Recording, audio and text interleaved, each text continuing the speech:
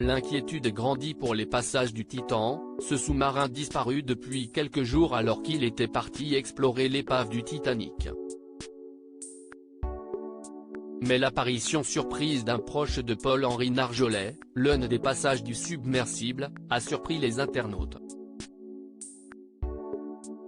Le temps est compté pour les 5 passagers qui ont pris place dans le sous-marin Titan qui a disparu à proximité du Titanic, alors qu'il était en route pour explorer l'épave du géant des mers.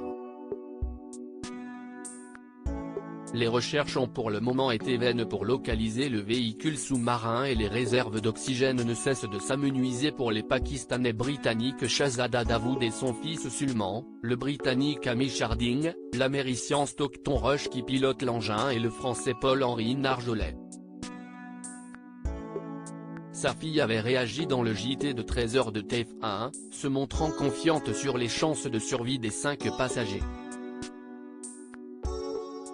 Je pense qu'il sait dire aux autres comment réagir, rester le plus calme possible et ainsi économiser de l'oxygène. Donc, j'y crois.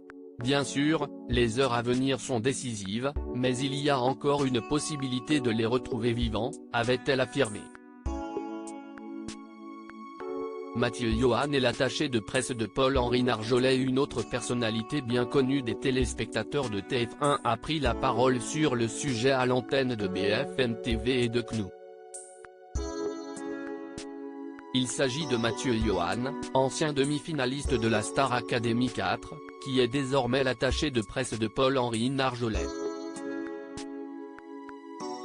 Non seulement Paul-Henri Narjolet connaît très bien la zone puisqu'il a effectué une trentaine de missions sur site. Paul-Henri est quelqu'un de très expérimenté qui a plongé aux 4 coins de la planète sur les épaves dans des conditions toujours périlleuses et dangereuses. Ce n'est pas la première fois d'ailleurs que Paul-Henri connaît des mésaventures dans le cadre de ses missions.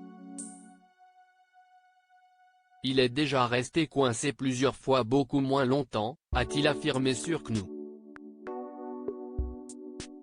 Il a ensuite assuré que son expérience et son âge laissaient espérer une issue favorable.